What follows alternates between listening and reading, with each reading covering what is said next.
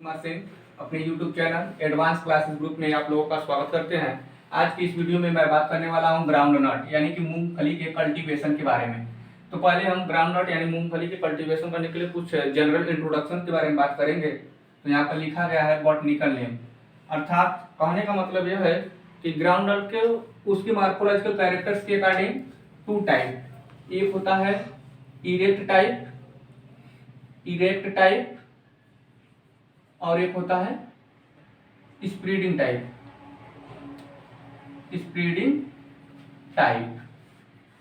Erect type को bunch type भी बोला जाता है, बंच। तो इरेक्ट टाइप में जो होता है उसका बॉटनिकल नेम यदि होता है तो इसका होता है एराइचिस हाइपोजिया फैस्टिगाटा। और जो स्प्रेडिंग टाइप होता है उसका बॉटनिकल नेम होता है एराइचिस हाइपोजिया प्रोकुम्बेंस।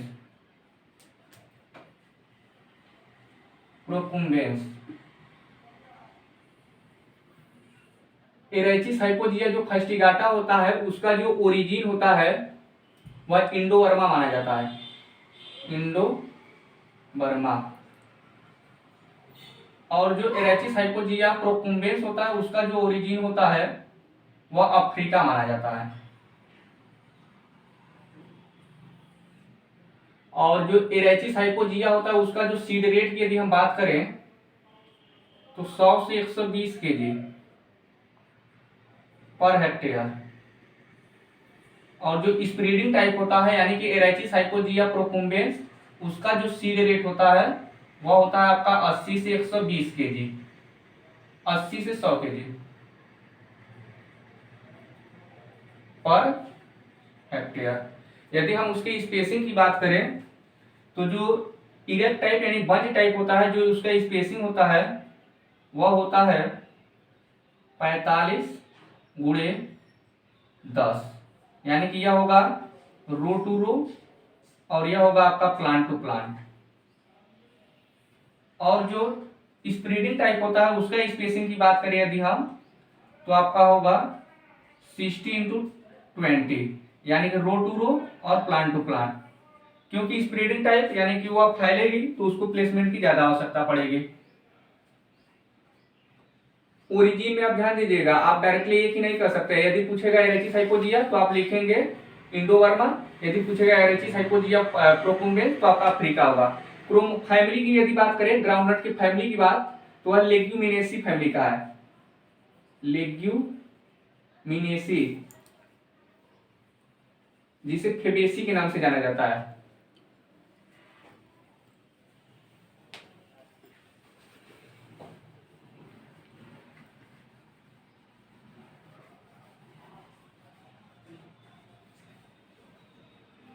फेबेसी।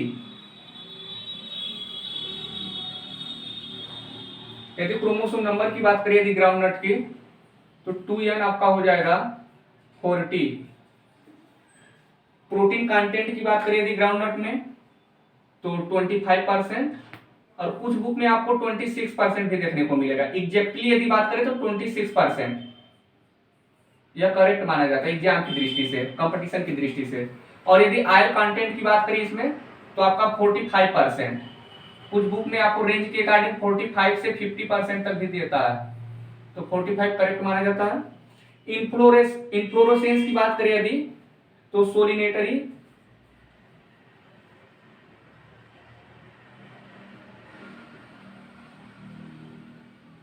एक्सिलरी,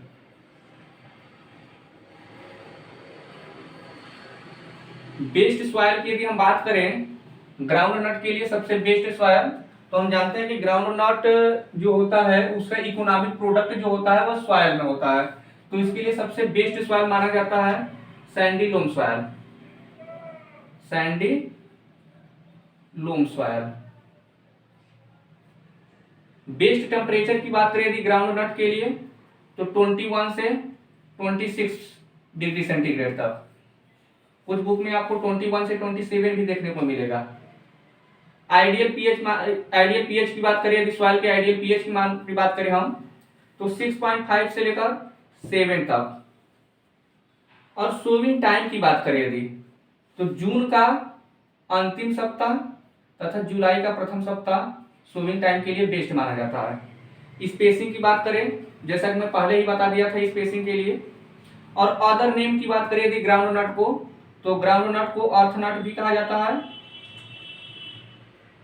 अर्थ नट, मंकी नट, पी नट के नाम से भी जाना जाता है।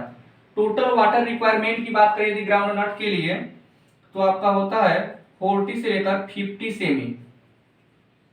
ये बहुत इंपॉर्टेंट है, इस डाटा को आप याद कर लीजिएगा।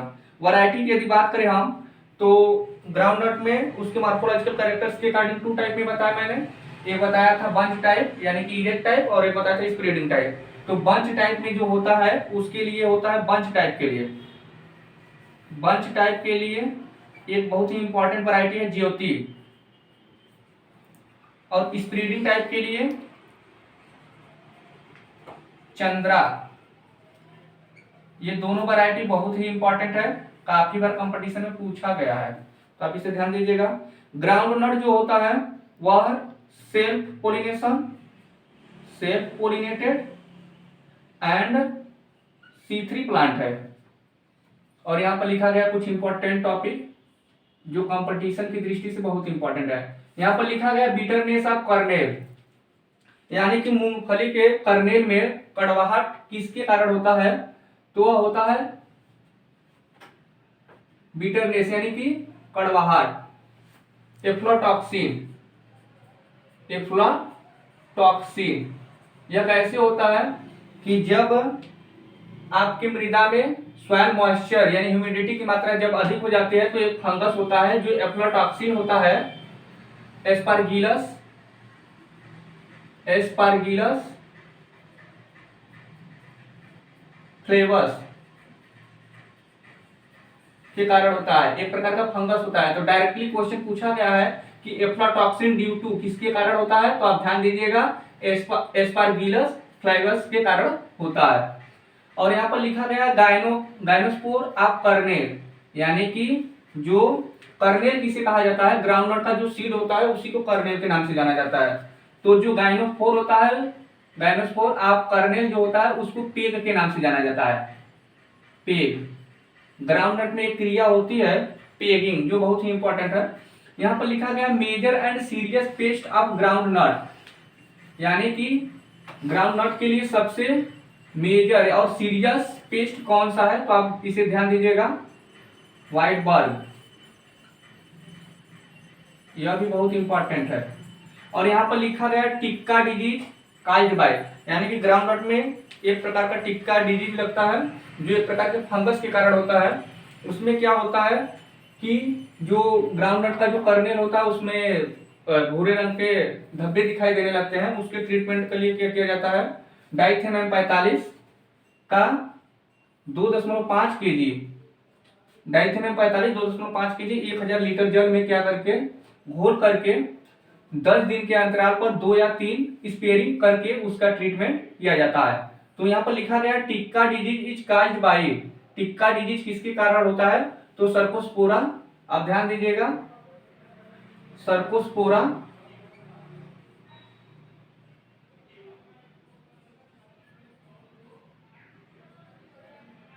पर्सोनाटा,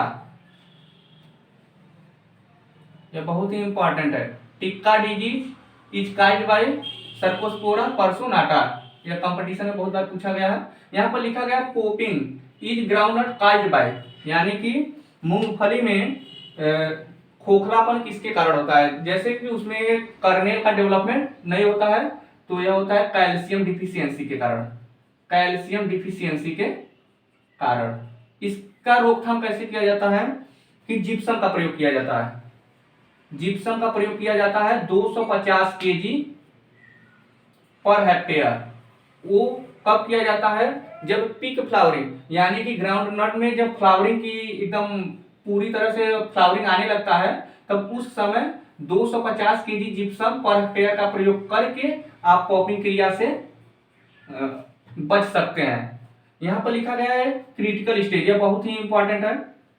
क्रिटिकल स्टेज क्या होता है कि मूंगफली के लिए क्रिटिकल स्टेज मुख्यतः 3 ही डिवाइडेशन किया गया है। यदि फर्स्ट स्टेज की बात करें यदि सिंचाई के लिए, तो आप फ्लावरिंग के समय करिए, यानी कि जब ग्राउंडनट में फ्लावरिंग आए।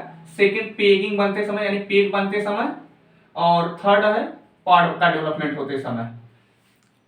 यही 3 क्रिटिकल है। और जो पेगिंग होता है, पेगिंग के समय आपको इरिगेशन करना नितांत आवश्यक होगा, क्योंकि जो इसका इकोनॉमिक प्रोडक्ट होता है, पेगिंग क्रिया में क्या होता है, मूंगफली का सबसे बेस्ट क्रिया विधि मानी जाती है। उसमें क्या होता है कि मेरी स्टेम टिश्यू जो होता है उसका इलांगेशन होकर उसकी मृदा में चले आते हैं भूमि की सतह पर। उस समय इरिगेशन करना नितांत आवश्यक होता है, क्योंकि सॉइल उस समय लूज होगी, जिसके कारण उसका जो कर्नेल यानी कि जो सीड होगा, पेग, वह डायरेक्टली अंदर जाएंगे और ग्राउंड नट यानी कि पॉट के रूप में वह डेवलपमेंट करेंगे।